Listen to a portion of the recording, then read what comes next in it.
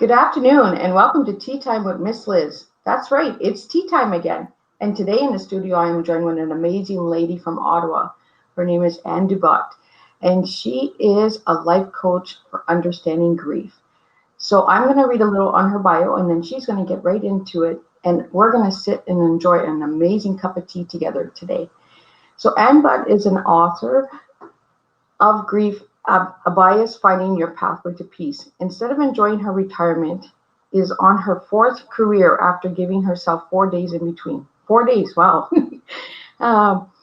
She never knew just what she wanted to do when she grew up. It only took her 60 plus years. It was through her love of learning and the death of her dad for her to finally find it. And believe sometimes you need to experience and grow into your life purpose or mission, as was her case. When she is not writing or guiding those struggling through their grief, she can be found on the golf course, gardening. That's why the gardening tea. I knew there was a reason. Running or enjoying yoga. You may find her sitting in front of the fire reading a good book, of course, with a glass of wine. It is never too late to start again. So welcome, Anne. It is an honor to have you here today with all of us. So how did this journey begin and why grief? A very good question. When you look back at the breadcrumbs of your life, you can begin to sort of see that I left a trail of them, and it was just a question of going back and picking them up. It was the death of my dad that sort of took me really into my grief work, if you like. I have a nursing background. I'm not afraid of death, but I couldn't figure out what the heck was going on with me. And it was the emotional component that they did not teach us in nursing school way back then. So it was that I needed to understand more. What was going on? Why wasn't I able to make decisions? Why couldn't I function? And that search took probably anywhere from 1 to 3 years for me to finally sort of find my feet and come out of it. And then a year later, I decided that I don't want to be in this job anymore. There has to be something else. I put up my hand and took early retirement. So I was settling back with my coffee, enjoying my freedom, my 4 days. 4 big days, right? That clearly was enough. And I don't even know how I found this ad, rather it found me, to become a grief coach and to write a book. And I thought, wow, that sounds really fascinating. Perhaps this will help me understand what I've experienced. Because I thought, well, I've got my nursing background and I've just fallen what I call grief's abyss, hence the name of my book. How do other people manage to navigate this very, very unfamiliar landscape that we're terming grief? So that was it. The new learning was in place and off I began. And then looking back and understanding the different types of grief, I recognized I had left my country of origin, Britain, the land of tea time. And I had come to Canada. I had met and married my second husband. I left England running from a divorce. Thought that's what you did when you were young. You just ran. You leave everything behind and you start afresh. Made perfect sense. It would come out years later that is not the thing to do. So it was divorce number 2 that took me to find out, well, all right, clearly there's something I don't understand. Why am I picking the wrong people? I think I'm a fairly nice person.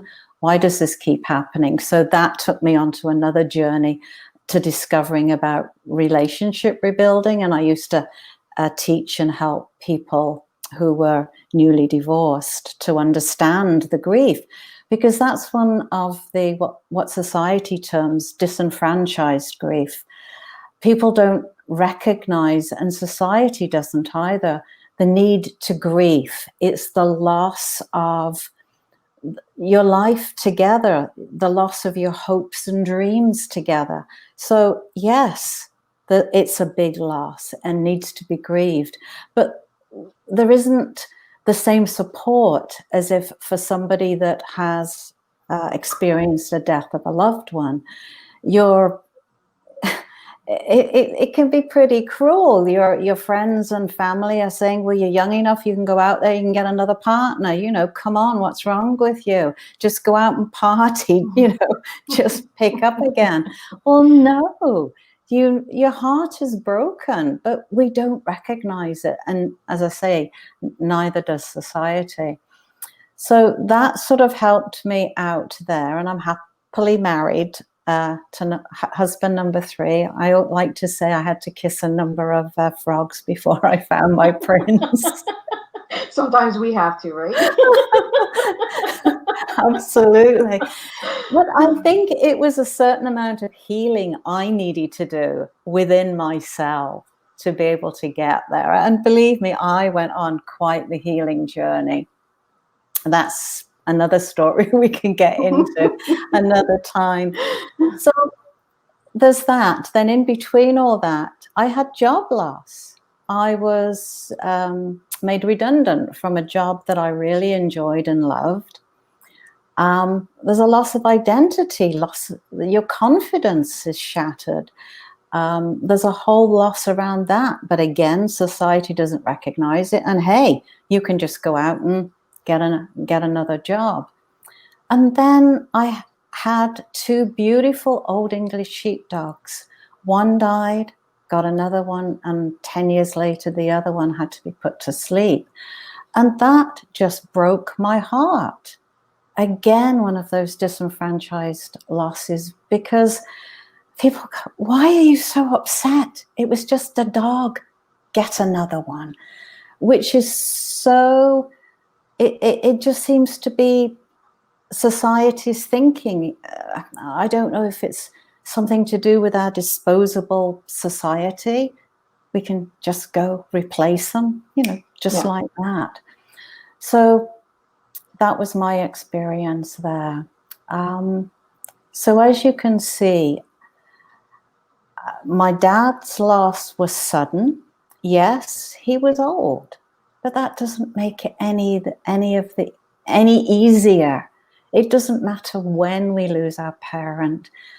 And I always like to say that little child, regardless of how old you are when your parent dies, it's going to come out and object and create and want to know who's going to take care of them. And it's almost as if you're forced to grow up. Yeah. And I really didn't want to do that.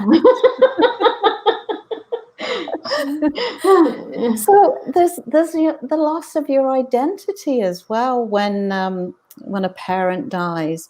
So that was my experience with my dad, because I was made to grow up. See, I like that you said that, a loss of identity, because that's how I felt when my dad died. Yes. I felt like part of me died. Yeah. It's like we know ourselves, sort of our relationships reflect back to us who we are. And when we're not getting that reflection, absolutely. Yeah. So you understand and only too well what it's like to lose a parent. And then again, I really don't believe people mean to be mean. It's just they don't know what to say to people. And I'm sure you heard it. Lived a good life. He was old. What do you expect? Or this one really gets me. They're in a better place. No. The better place would be here with me, supporting me and taking care of me. Yeah. No, and that's what I mean. People don't understand that sometimes the words that they say, and I think it's because they don't understand. So how do we get people to understand about grief? How do we make it so that people are comfortable about speaking about grief? We talked about this before the show started. Why are people so scared of talking about grief? We all experience it, no matter what our race is, no matter where we live, we experience death. So why are we scared to speak about it? I think it's something that I think you have to sort of look at our society and look at our generation. Our parents went through the war. There was a lot of loss, and it was probably happened so quickly that they couldn't really take care of their own grief. They were probably supporting family members or neighbors. In Britain, huge areas were bombed out. So do you believe that was a pattern that was taught to all of us? I think so, just to be able to cope, because all of a sudden young women would be widows and having to take care of the family. They didn't have time to grieve. So I think this is where the British stiff upper lip sort of comes. You just grin and bear it and move on. So I think the Victorian age, sort of the First World War, and then the Second World War, I think that is where all this sort of started to come in. Then we had such advances in medicine, and I think we have such unrealistic expectations on the medical profession to, what do you mean you can't fix this? What do you mean my loved one's going to die? So it's almost as if it comes as a shock when modern medicine cannot fix or prolong a life. So I think there's a certain expectation that we're just never going to die. Yeah. And then when you think about going back to our great-grandparents even, they had parlors, the good room. That was where your loved one was laid out. The women would take care of the washing and preparing the body for visitors. I don't know if any of you, well, I'm sure your listeners are familiar with the Irish wakes. They were a wonderful example of taking care of their loved ones, and they were probably a lot more in tune with grief. Kids would be running around, being picked up to kiss the person. And it didn't have to be a family member. It would just be anybody that had died. They would go and show support. And I think that's a lovely, lovely way. Whereas we don't live in those communities anymore. We're very individual people. We probably don't live in the same country where we were born. We're very separated from our tribe, our community. So all we really have are potentially close friends, family members, if we're lucky to have them close. Then we have the funeral. And it's a wonderful container for our grief. But you hear stories and you're getting into the sadness. But then as quickly as you're in the sadness, there's no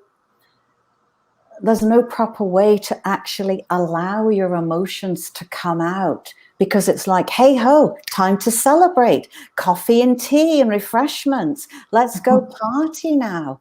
Yeah. And that is such a shock, I believe, to well, even funeral services now, they've changed, right? From 20 years ago, you had like a long whole week of service, right? Yeah. The first day was for family and the children, and that the second day was for family and close friends, and the next day was for the community and school friends. And it was a long process, where now there's like celebration of life. There's no funeral at all. It's so complicated now. Like it is. And I think we have gotten away from that, being so involved with the death, the washing, the loving, tender way of it must have been pretty special to be able to do that. Our loved ones go from hospital to the funeral home. And voila, they're all nice and clean, presented in their funeral casket if they're being buried.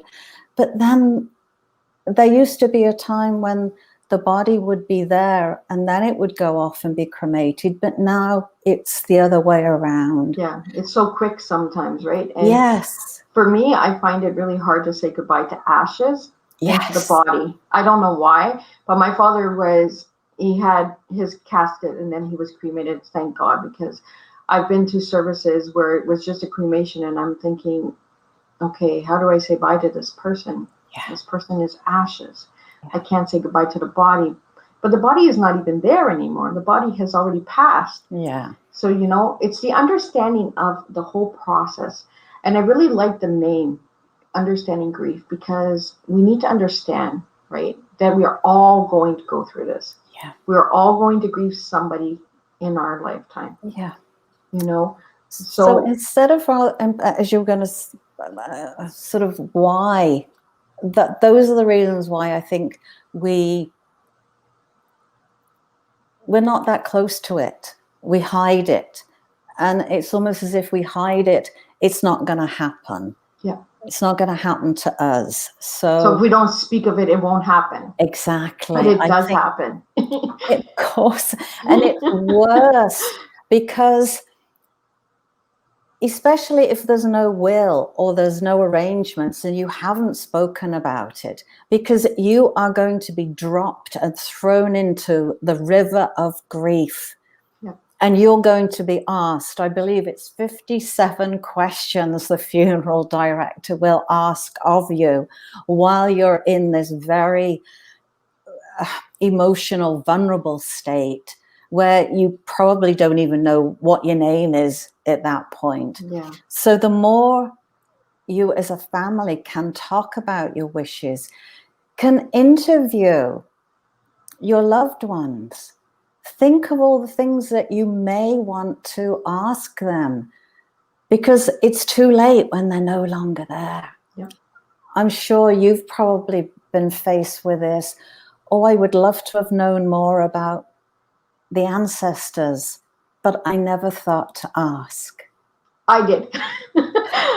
I am big on history. I love to know where I get this stubbornness from, where I get this persistence and determination from.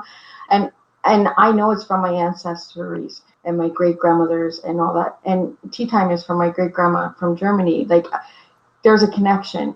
And when I read your bio, remember I said gardening? Yes. The tea that I'm drinking today is called gardening. And I was, why am I drinking gardening tea? Why today? And I am a person that always watches out for messages and signs. And as you can see, my room is really lit up today. I don't know what is up with that, but I don't know if it's because we're talking about grief and someone is with us, but my room is like lighting up, like in the back. It's usually not light up like that. I'm not sure what's going on, but I feel calm. I feel relaxed. I feel like it was a tea time that was meant to be. Yeah. A conversation that was perhaps long overdue. Exactly. And perhaps our ancestors have joined us. Who knows? So I'd like to ask you, you mentioned tea time and you mentioned Britain and all that. So what does tea mean to you, Anne? Oh, whenever there was any trouble, a cup of tea would solve it all. Yeah, I like that. And that's something that I've always grown up with. You would go into somebody's home, oh, let's put the kettle on. Not so much coffee. It's tea. Tea was the cure-all. And if you had a shock, a real sudden whatever, a trauma, you had a cup of tea with probably a pound of sugar in it, because the sweetness was supposed to settle your nerves. Yeah, sweet tea. That's what my great grandma used to call it. Sweet tea. Yeah, sweet tea. Sweeten you up a little. Oh, I know. Especially if I came in with a grumpy face, she'd be like, okay, sweet tea time. you need a bit of sugar here. Let's get going on this. So it's interesting, yes, because gardening is something my mum That was her love. And it's something, as I've gotten older, that is what I enjoy. And we love our garden with all the flowers. So it's interesting that you picked up that and you're having gardening tea. Yeah, and I made my tea way before you even signed in. Like, I was like, gardening tea? Why am I doing gardening? I'm talking about grief today. Why gardening? But and I have chamomile. yeah, so, and my cup, for some reason, it needed to be a bigger cup today. I was like, okay, let's just go with it. Like, I'm just going with the flow here. So, and you work, I believe, with the BFO in Ottawa, right? I do, yes. I'm one of their facilitators now. So what process have you learned about that journey with BFO? Oh, gosh. But there isn't enough hours in the day.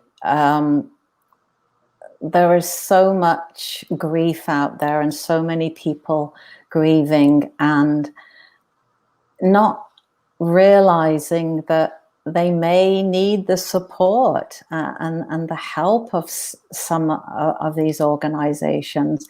It is all by donation so that it's affordable for anybody.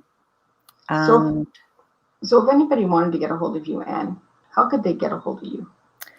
well, they can get a hold of me through my business email, which would be anne@understandinggrief.com.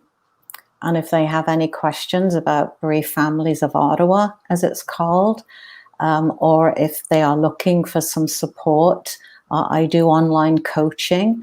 I have done ever since I became a grief coach. I used to do it over the telephone, but now that everybody's gotten pretty techie, Zoom is the preferred choice, and my clients are really loving it and enjoying the fact that they can be in the comfort of their home. Because when you're grieving, the last thing you probably want to do is get dressed up and go and find an office to talk about something that is so raw to you. So I find it works out. So. Well, you're in the moment, right? When you're grieving. Like I know for me, it was hard because I didn't get to say goodbye to my father. I got to get to the service, but I mean, I didn't get to say my final goodbye. And there's days where I'm like, I wish I got to say goodbye. I wish I got to just hear, his voice one more time. Those are the things that I wished for, And it's like when we talked before the show, you have this regret. I wish I could have been nicer. I wish we could have got along better. I wish we could have talked more. There's all that wish, right? When someone passes and we're grieving, And I believe that regret is given to us because we ourselves don't understand why that distance. Why didn't we call? Why didn't we talk? Why did we make the little things so complicated when we could have just made it a lot simpler, right? Absolutely. But there again, it's all part of the grieving process to go into the blame. You're either going to blame yourself or you're going to blame the doctors or the nurses or whoever or God of your understanding. That's all part of the grieving process. When people say they didn't get to say goodbye, I like to sort of say, well, the last time you were with that person, did you say goodbye? Did you get to say goodbye then? And they usually will say, oh, yeah, I did. So you can go back to that moment and you can remember what that sounded like. Was there a hug? Was there a smile? And you can use that memory rather than the unfinished memory of not saying goodbye. I didn't get to say goodbye to my dad either. I was at work when I got the phone call from Mum, and they thought it was a heart attack. So I didn't know whether they would take him to the Heart Institute or if they would just go to the Queensway where they lived. I was out at the General, so I didn't want to spend time, trying to guess. So I waited. when I found out which hospital, I was already in shock. I shouldn't have been driving because I could not remember how to get from the General Hospital to the Queensway, a trip I had made oodles of time. But when you're grieving, it's like you don't have access to your decision-making abilities. I did get there, and it was almost as if getting there, that was my dad's opportunity to say, all right, it's time for me to go. Yeah. Anne's here. She'll take care of my wife. I can do this, because I didn't get to say goodbye. So I always remember I did. I was with him, and we had a lovely cup of tea, and we got to say goodbye. So I like to go back to that rather than beating myself up. Why didn't I get there sooner? Why didn't I allow my colleague to drive me there? Why did I, again? Yeah, all the whys, right? All the whys and wishes of grief, right? Yes. So talk about it now. Ask your questions, visit them. Yeah. And there's also times when you say, well, I could have gone to visit them more, but very often they may be tired. They may just want to have that quiet moment. So there's a number of reasons when you look into the whys and the what ifs. What difference would it have made? And I spend a lot of time with my clients looking at that. And when they see that it possibly wouldn't have made much difference, yes, they may have felt a little better, but it's a waste of their energy when they could be thinking about the more positive memories of their loved ones. Yeah. And so moving. what message would you like to leave everybody today, Anne? Let's talk about grief. Let's talk about it. You've got Thanksgiving coming up. What a perfect opportunity to give thanks to those that are still with you. But talk about those that may not be with you. Give them a seat at the table by mentioning their name, honoring your loved ones. Talk about your wishes to your family. Sounds morbid, but you can have a darn good laugh about it then, rather than tears and anguish because you didn't later on. And that's what we talked about before the show, right? Yes. My kids are all the time, Mom, stop talking about it. And I'm like, no.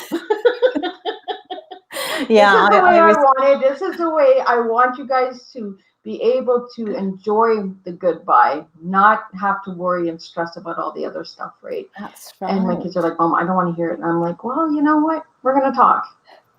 And I think that's good because it's setting yourself up to, I can think of nothing more lonely than being on your deathbed and nobody wants to talk about how are you feeling?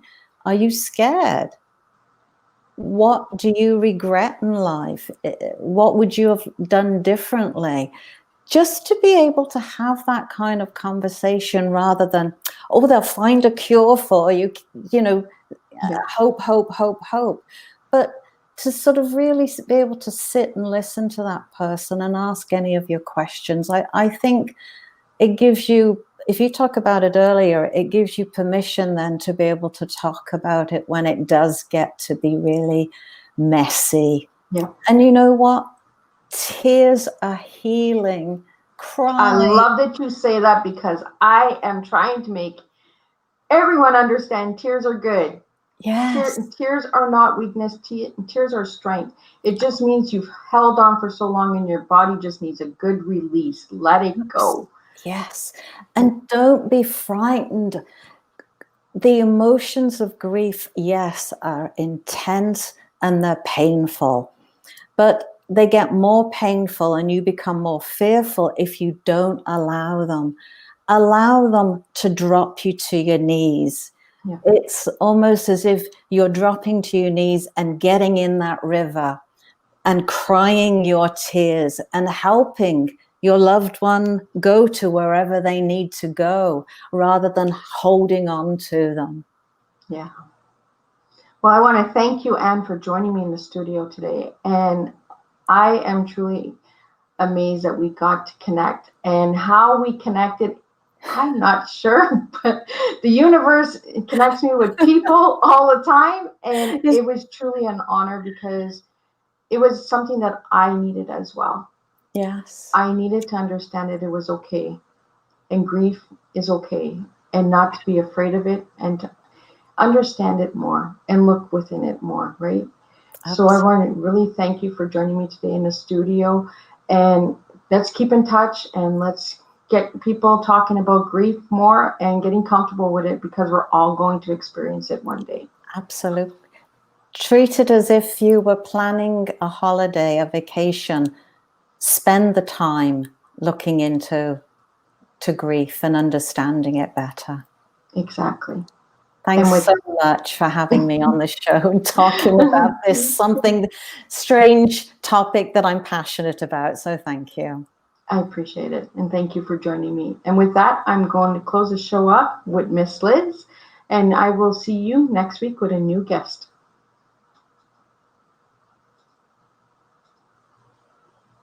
Divine energy and beyond.